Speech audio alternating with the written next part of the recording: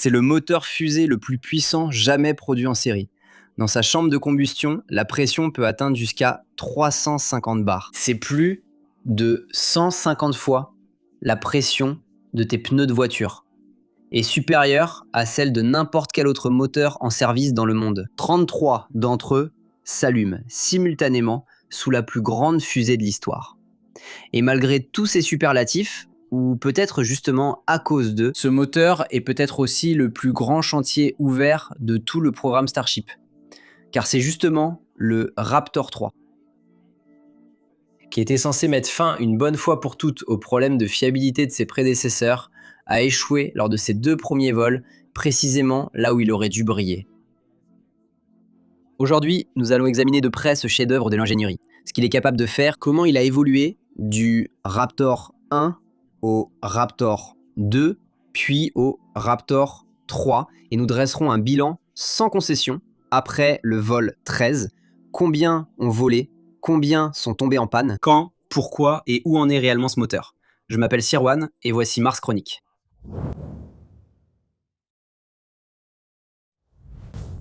Attention, aujourd'hui nous n'allons pas voir comment fonctionne le moteur. Si cela t'intéresse, je peux te recommander nos autres vidéos sur ce sujet. Elles sont bien sûr en lien ci-dessous. Et maintenant, revenons à un moteur dont le refroidissement fonctionne de manière nettement plus brutale. Commençons par le noyau. Car pour comprendre les problèmes, il faut d'abord saisir ce qui rend ce moteur si particulier et si difficile à maîtriser. Raptor ne brûle pas de kérosène comme les anciens moteurs, mais du méthane avec de l'oxygène liquide, un mélange que les spécialistes appellent métallox. La raison en est stratégique. Le méthane brûle plus proprement, il est facile à manipuler à très basse température et c'est là le véritable atout, on pourra un jour le produire soi-même sur Mars à partir de l'atmosphère et de la glace d'eau. Mais le véritable cœur du système, ce n'est pas le carburant, mais la façon dont Raptor le brûle. Ce procédé s'appelle la combustion à flux complet. En jargon technique, Full Flow Staged Combustion. Et Raptor n'est que le 3e moteur de l'histoire à fonctionner selon ce principe, et le tout premier à avoir réellement volé ainsi. Qu'est-ce que cela signifie ? Dans un moteur fusée, 2 pompes doivent porter le carburant à une pression énorme, et ces pompes sont entraînées par de petits précombusteurs. Dans la plupart des moteurs classiques, on fait passer seulement une petite partie du carburant par le précombusteur, et une fois son travail accompli, on évacue ces gaz chauds à l'extérieur sans les utiliser. C'est inefficace. Raptor fait les choses différemment et de manière plus radicale. Ici, tout le carburant passe par 2 précombusteurs séparés. Un flux riche en oxygène et un autre riche en méthane, et les 2 flux sont entièrement transformés en gaz chaud avant de se rencontrer dans la chambre de combustion principale. Rien n'est gaspillé. Tout finit dans la chambre. Cela apporte 2 avantages. Premièrement, une efficacité maximale car aucun carburant n'est gaspillé inutilement. Et deuxièmement, c'est la partie élégante, les turbines fonctionnent à une température plus basse et de manière plus douce car l'énergie motrice est répartie sur l'ensemble du flux de carburant, au lieu de chauffer une petite partie jusqu'à la limite de sa résistance. Cela prolonge la durée de vie, et c'est exactement ce qui compte si on veut réutiliser un propulseur des centaines de fois. Il y a une deuxième particularité dont vous devriez vous souvenir car elle jouera un rôle plus tard dans les problèmes, la pressurisation autogène. Il doit toujours y avoir de la pression dans les réservoirs d'une fusée. Sinon, ils s'effondrent et les pompes ne reçoivent plus d'alimentation. Tu peux t'imaginer cela comme une bouteille dont tu bois sans que l'air puisse y entrer. Les fusées classiques transportent un gaz séparé pour cela, généralement de l'hélium, un gaz rare et coûteux. Raptor s'en passe. Le moteur prélève une petite partie de ses propres gaz d'échappement chaud, le refroidit à la bonne température et le renvoie dans les réservoirs pour les maintenir sous pression. Le méthane gazeux va dans le réservoir de méthane, l'oxygène gazeux dans le réservoir d'oxygène. Cela permet d'économiser de la masse et un système complet supplémentaire. Mais, et c'est là le hic que nous gardons pour plus tard, si l'on fait circuler ses propres produits de combustion en boucle, on emporte aussi tout ce qu'ils contiennent. Par exemple de l'eau qui peut geler. Passons maintenant aux chiffres concrets et ils sont impressionnants. Raptor 3 fournit une poussée d'environ 280 tonnes au niveau de la mer. Cela correspond à environ 2,75 méganewtons. La chambre de combustion fonctionne à une pression d'environ 350 bars, une valeur qu'aucun système opérationnel avant SpaceX. À titre de comparaison, le légendaire moteur principal de la navette spatiale atteignait environ 200 bars. Et la plupart des moteurs classiques restent en dessous de 150. Et pourtant, le Raptor 3 ne pèse plus qu'environ 1525 kg. Cela donne un rapport poussée-poids qui est inégalé dans la technologie des fusées. 33 de ces moteurs réunis fournissent à l'étage Super Heavy environ 90 méganewtons de poussée, soit près de 9200 tonnes de poussée. C'est environ 2 fois et demi la fusée lunaire Saturn V. Et Elon Musk a déjà laissé entendre qu'il y a encore 8 à 10% de poussée supplémentaire possible. Ces chiffres sont le résultat de l'un des cycles d'itération les plus brutaux de la technologie moderne. Et il faut la connaître pour pouvoir situer le bilan intermédiaire. Regardons les 3 générations côte à côte. Raptor 1, le premier moteur de série, développait environ 185 tonnes de poussée et pesait environ 2080 kg. Visuellement, c'était un spectacle impressionnant. Des conduites, des capteurs, des valves et des câbles étaient visibles partout à l'extérieur. Un véritable nid de tuyauterie, compliqué et lourd, donc également peu fiable et coûteux à fabriquer. Raptor 2 atteignait environ 230 tonnes de poussée pour seulement 1630 kg. SpaceX y est parvenu principalement en simplifiant radicalement. Les capteurs, vannes et conduites inutiles ont disparu. Beaucoup d'éléments ont été intégrés directement dans la structure. Et ensuite, Raptor 3. Le point culminant provisoire. Environ 280 tonnes de poussée pour seulement 1525 kg. C'est ce qui est remarquable dans ce développement. Normalement, on obtient plus de poussée au prix de plus de poids et de plus de complexité. SpaceX a réussi l'inverse. Plus de poussée, plus de poids, moins de pièces, moins de complexité, ce qui le rend aussi moins cher à fabriquer. Et tout cela en même temps. Comment, te demandes-tu? Principalement grâce à 2 choses. Premièrement, l'impression en 3 dimensions. De grandes parties du moteur sont aujourd'hui imprimées en métal, ce qui permet d'intégrer directement des canaux de refroidissement complexes et des conduits d'écoulement dans la pièce, au lieu de devoir les fixer ou les souder laborieusement sous forme de petits tubes à l'extérieur. Deuxièmement, et c'est peut-être la décision de conception la plus élégante, Raptor 3 n'a pas son propre bouclier thermique, et il n'a plus de mécanisme d'orientation dédié. Sur les versions précédentes, chaque moteur avait besoin d'un carénage lourd pour se protéger de la chaleur de ses voisins. Sur le Raptor 3, les conduites critiques sont intégrées si profondément dans le corps du moteur et la paroi de la chambre et sont refroidies par régénération, c'est-à-dire avec son propre carburant cryogénique, que le carénage devient superflu. L'apparence nue et lisse du Raptor 3 n'est donc pas un simple effet de style, mais le signe visible que tout ce qui est important a été déplacé à l'intérieur. Cette intégration permet d'économiser jusqu'à 1 tonne de masse totale par moteur si l'on inclut les composants côté véhicule correspondant. Et comme cela semble si simple, voici tout de suite la contre-argumentation honnête.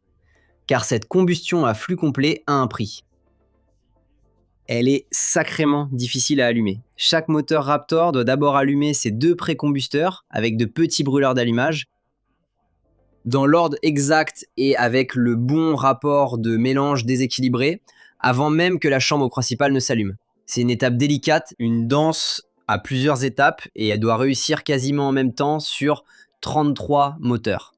La raison pour laquelle la combustion à flux complet n'a été utilisée par personne pendant 50 ans était d'ailleurs précisément un composant, le prébrûleur riche en oxygène. Un gaz d'oxygène chaud et hautement comprimé est tellement agressif qu'il ne fait pas que ronger le métal, mais il peut littéralement l'enflammer. SpaceX a résolu ce problème de matériaux,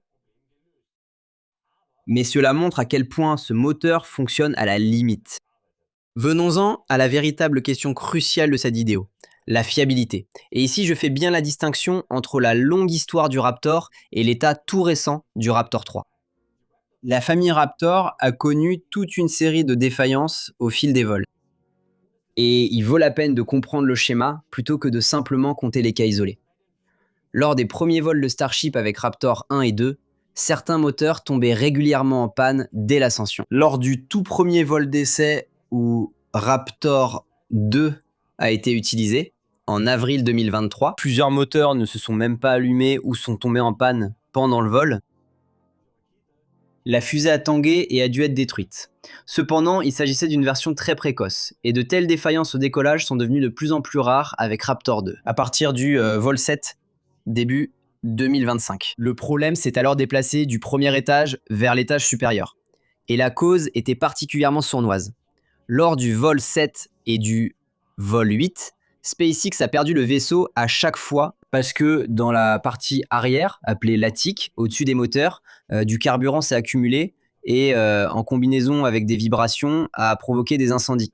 Ce qui est important à retenir, selon SpaceX, c'était pas la même défaillance. Les deux échecs, bien qu'ils se soient produits à un moment similaire, avaient des causes différentes. SpaceX a réagi avec plus de 100 longs essais à McGregor, en appliquant une précontrainte supplémentaire sur les connexions critiques, un nouveau système de purge à l'azote et un système de drainage du carburant amélioré.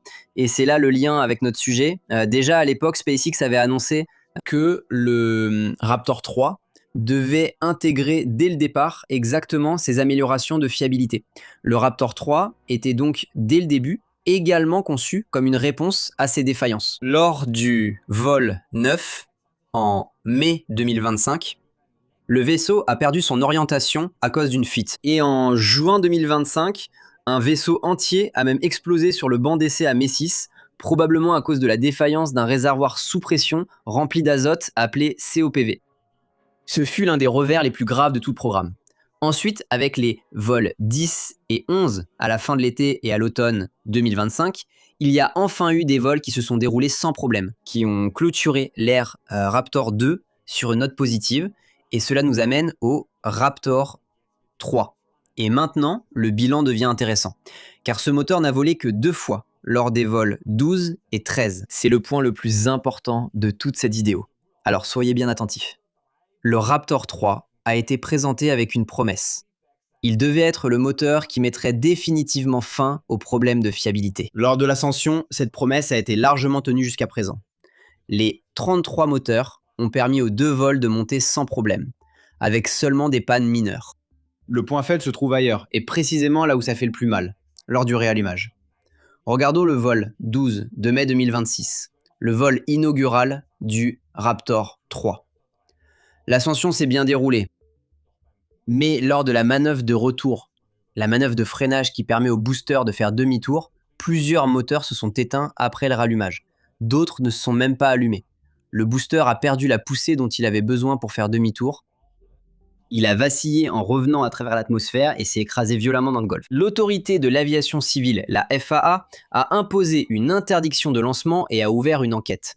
Et c'est là toute l'ironie amère. Le moteur a échoué précisément dans le scénario pour lequel il avait été conçu. L'allumage répété est fiable, et ce jour-là, le booster n'était pas le seul sujet d'inquiétude.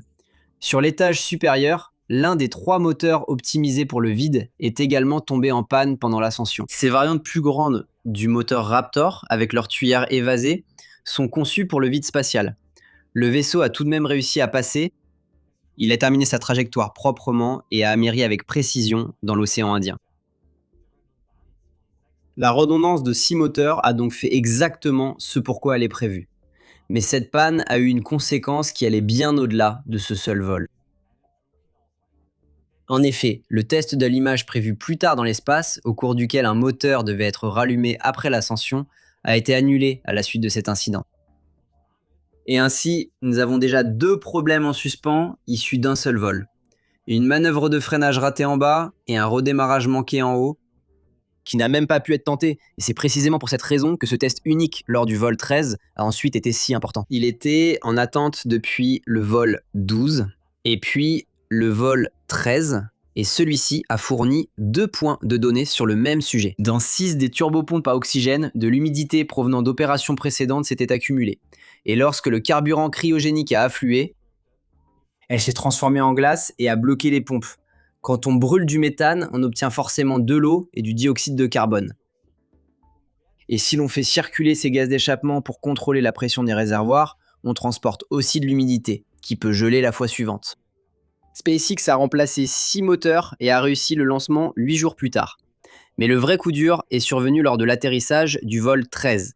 Cette fois, le booster a parfaitement effectué sa manœuvre de retour. Le progrès le plus important par rapport au vol 12, mais lors de la phase finale d'atterrissage, seulement 8 des 13 moteurs commandés se sont allumés. Et parmi ceux-ci, 3 sont tombés en panne après quelques secondes.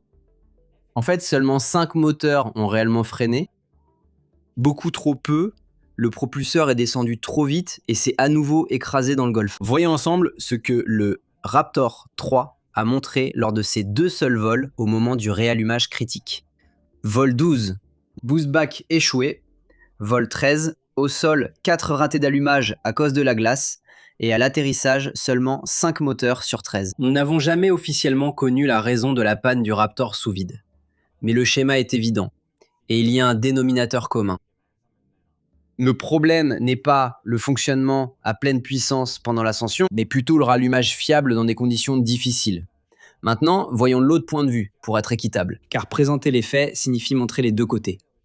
Lors du vol 13, il n'y a eu aucune panne pendant l'ascension. Et même l'étage supérieur, avec ses 6 moteurs Raptor 3, a fonctionné parfaitement. Y compris le rallumage réussi pour la première fois d'un moteur dans l'espace, justement l'allumage qui est absolument nécessaire pour un futur vol orbital, le Raptor 3 peut donc se rallumer. Il ne le fait simplement pas encore de manière suffisamment fiable dans l'environnement difficile de l'atterrissage du booster avec de nombreux moteurs en même temps. Deuxièmement, beaucoup de ces défaillances sont des problèmes opérationnels, comme la glace. Il ne s'agit pas de défauts de conception fondamentaux. Et les problèmes opérationnels peuvent être résolus avec des procédures et des systèmes de purge. Troisièmement, les défaillances se sont produites lors des vols d'essai. C'est précisément le but déclaré de ces vols, trouver de telles faiblesses avant que des humains ne montent à bord. Et quatrièmement, l'ascension. Donc la phase de loin la plus énergivore fonctionne de manière fiable avec le Raptor 3. C'était pas aussi évident avec les versions précédentes. Y a-t-il donc déjà eu des améliorations sur le Raptor 3? Et c'est un point important pour la compréhension. Le Raptor 3 est en quelque sorte la grande amélioration. Il regroupe tous les enseignements tirés des incendies dans la zone au-dessus des moteurs lors des vols 7 et 8, dans un nouveau design avec des connexions améliorées, de nouveaux systèmes de purge et un refroidissement intégré au cœur de la conception. Après le pédabot du vol 13, des ajustements opérationnels concrets ont été ajoutés. SpaceX travaille, selon Elon Musk, à adapter la séquence d'allumage de manière dynamique aux pressions et températures de carburant difficiles. En particulier, le fonctionnement avec de l'oxygène chaud et faiblement pressurisé est particulièrement critique. La séquence d'allumage n'est donc plus exécutée de manière rigide, mais devra à l'avenir s'adapter en temps réel aux conditions de chaque moteur individuel. C'est exactement le genre de perfectionnement qui fait la différence entre un moteur qui fonctionne en laboratoire et un moteur qui vole toutes les heures. Pour finir, voici mon évaluation honnête. Raptor 3 est à la fois un test, une merveille technologique et actuellement le plus grand pari du programme. Sur le papier et lors de l'ascension, c'est le meilleur moteur du monde, sans aucun doute. Mais un moteur qui doit voler des milliers de fois par an et être attrapé par la tour ne sera pas jugé sur sa poussée, mais sur la fiabilité de son rallumage. Et c'est précisément là que le Raptor 3, après 2 vols, n'a pas encore atteint son objectif. La bonne nouvelle, c'est que les problèmes, c'est-à-dire l'eau gelée, les séquences d'allumage capricieuses, d'après tout ce que nous savons, semblent pouvoir être résolus car ils relèvent davantage de l'exploitation que de la physique. La mauvaise nouvelle, c'est que c'est justement ces derniers pourcentages de fiabilité qui sont souvent les plus difficiles et les plus longs à atteindre dans la technologie des fusées. Cherchez le principe de Pareto sur Google. Ma prévision, que je précise ici clairement comme une spéculation, la phase de montée est maîtrisée. Le rallumage dans l'espace est en bonne voie et le vrai défi que SpaceX devra relever lors des prochains vols, c'est l'allumage multiple et fiable de nombreux moteurs en même temps lors de l'atterrissage. Si cela réussit, alors le Raptor 3 deviendra réellement le moteur qu'on nous a vendu. Si cela ne réussit pas assez rapidement, il restera un moteur brillant avec un hockey persistant. Nous continuons à suivre et nous regardons honnêtement chaque vol, dans les deux sens bien sûr.